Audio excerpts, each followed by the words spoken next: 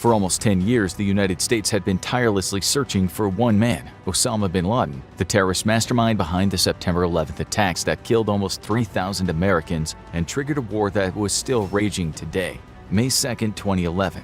While the United States had toppled the Taliban, the government that was sheltering bin Laden at the time of the attacks, they had never been able to capture or kill the man. That was about to change. The CIA had been searching for bin Laden's secret base for years with no luck. He had managed to escape from Afghanistan, which was under U.S. occupation, and travel to the neighboring country of Pakistan. But in the mountains, rural regions of Pakistan, with little government oversight, it was easy for him to stay under the radar. The government had been looking for leads for years, but finally got their break in 2010, when their leads led them to a compound in Abbottabad. They began taking surveillance footage of the compound and determining the best way to breach it. What followed was one of the trickiest intelligence gathering operations in U.S. history.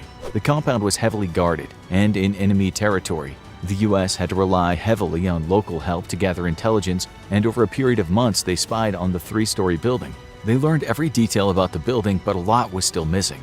For one thing, the infamous terror leader was incredibly secretive, so secretive that they were never able to capture an image of him coming in or out of the building, so everything was still circumstantial. But after an extended period of time, they were able to conclude that this was where Osama bin Laden was. Now it was time to take action. It was April 29th when President Obama was briefed on the details of the operation. Many within his security team were skeptical about the operation. After all, if it went wrong, top U.S. troops would either be killed or remain trapped behind enemy lines. Not only would this be a disastrous loss of life, but it would potentially expose many of the U.S.'s biggest secrets if they were interrogated and forced to reveal classified info. And with the doubts that bin Laden truly was in the compound, many didn't feel it was worth the risk. Ultimately, the president disagreed, and he gave the okay to the operation that would become Operation Neptune Spear. And the people carrying it out would be the best of the best. Meet SEAL Team 6, an elite squadron of the highly trained Navy SEALs. They answer directly to the Joint Special Operations Command and carry out some of the most highly classified operations in the U.S. government. These include hostage rescue, special espionage missions, counterterrorism, targeting of enemy infrastructure, and direct action against the deadliest of U.S. enemies, like Osama bin Laden. They would be briefed on the mission, which would be classified as capture or kill. Officially, the U.S. has the policy of never killing an enemy who had already surrendered, but no one involved in the mission had any delusion that Osama bin Laden would ever surrender. And to pull this off, they had to implement some risky strategies. The planning had been going on for the better part of a year, since the intelligence reports started coming in, and many strategies had been considered. The easiest would have been a joint operation with Pakistani military forces, but the Pakistani government wasn't exactly friendly, and the U.S. was worried that bin Laden could be tipped off in advance. The U.S. also considered striking at the compound with stealth bombers, which could atomize bin Laden, but there would be no way of following up to ensure he was already dead, and the tricky terror leader had managed to escape U.S. operations before. So instead, the government decided to go old school.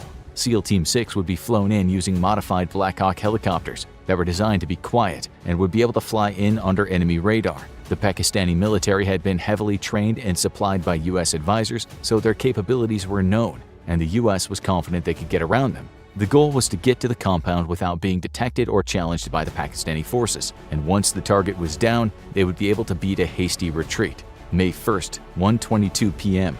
Defense Secretary Leon Panetta received word from the president and directed Admiral William McRaven to move ahead with the operation. Within the next 2 hours, President Obama and his national security team would move to the Situation Room to watch the whole thing unfold over night vision images transmitted to them from a drone. The roughly 24 Navy SEALs sent on the mission would temporarily be transferred to the control of the CIA, so it would technically not be a military mission and would not be classified as an act of war. These were going to be some of the most critical minutes in the U.S.'s modern history, and for the men on the ground, every single minute would count. While the roughly 24 SEALs were the ones who would breach the compound, there were 79 commandos and a dog involved in the raid. The dog, a Belgian Malinois named Cairo, was there to alert the SEALs to any sudden activity, including the Pakistani military approaching the compound or anyone trying to escape. The core team was backed up by a dog handler, interpreters, pilots, intelligence agents, and tech experts who would make it all possible. But the success or failure of the mission would hinge on the men entering the compound, and one wrong move could spell doom. 3:30 a.m., give or take. 2 helicopters descend on the Abbottabad compound, while the other helicopters stand by in case they're needed. These 2 will carry out the primary mission. Flying low to the ground, the stealthy Black Hawk helicopters hover over the compound grounds. While the first deploys ropes to lower its team to the ground, the other heads to the far northeast corner to covertly drop off its interpreter, dog, handler, and 4 SEALs. If everything went smoothly, they would soon be at the compound. But everything didn't go smooth. While the helicopters weren't detected and they didn't come under hostile fire, Mother Nature had something to say. The first helicopter flew into what's known as a vortex ring state, an air phenomenon caused by higher than expected temperatures creating an air vortex. The rotor's air pressure didn't diffuse properly, the helicopter was knocked off balance, and it grazed the back of the compound wall.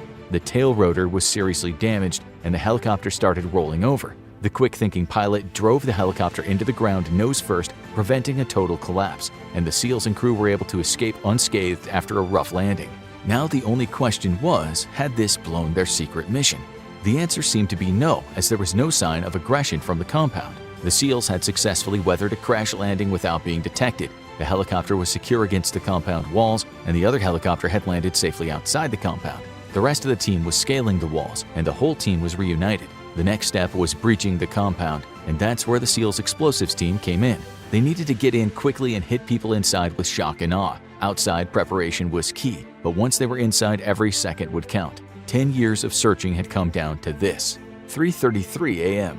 To get through the security, the SEALs used portable explosives to blow open the doors of the compound's guest house one by one. They breached the compound and began storming up the stairs. The first room they encountered on the first floor contained 2 adult males, but neither was Osama bin Laden. They were detained, but they weren't the target. More disturbing, every floor seemed to contain small groups of children. This wasn't just a terrorist compound, it was home where the terrorists kept their families, regardless of the danger they were putting them in. And with every floor the SEALs ascended, the danger would escalate.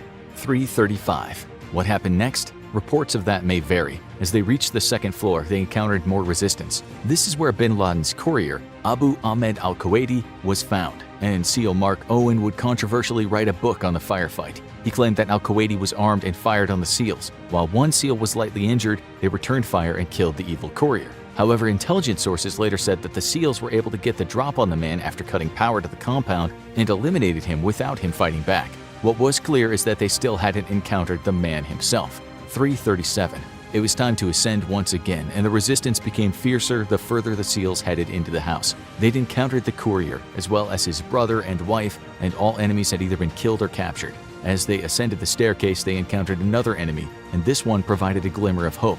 After the al-Qaeda soldier was killed, the SEALs identified him as a son of Osama bin Laden, one of the terror leader's many progenies who followed in his footsteps. And if he was there, odds were good his father wasn't far away. 3:39. There was only one floor left to be breached, the third, and the SEALs were steeling themselves for yet another disappointment. This was clearly a high-level al-Qaeda compound, but bin Laden had been notorious for staying one step ahead of his pursuers, and he could be far away by now. But as they breached the third floor, it became clear this time was different. In the third floor's main room was Osama bin Laden, seemingly unarmed and wearing the loose-fitting tunic he was usually seen wearing in his many propaganda videos. The SEALs got their first glimpse of him as he stuck his head out of the bedroom, and they didn't miss their opportunity.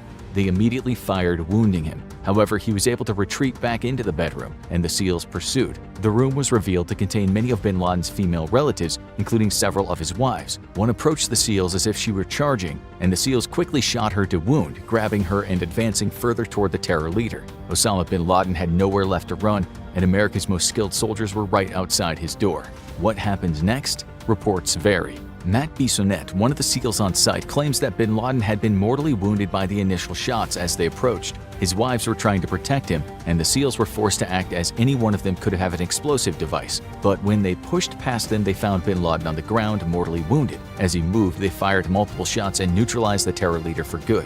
But another SEAL had a very different story. Robert J. O'Neill would become one of the first SEALs to identify himself as one of the men on the mission, and had a much more dramatic recollection of the events. In his retelling, Osama bin Laden might have been wounded, but he was far from neutralized. In fact, he was strong enough to grab one of the women in the room and hide behind her, using her as a human shield. As bin Laden pushed the hapless woman toward the SEALs, O'Neill quickly fired 2 shots directly into bin Laden's forehead and killed him. Which report was accurate? The Navy after-action report favors Bissonnette's retelling.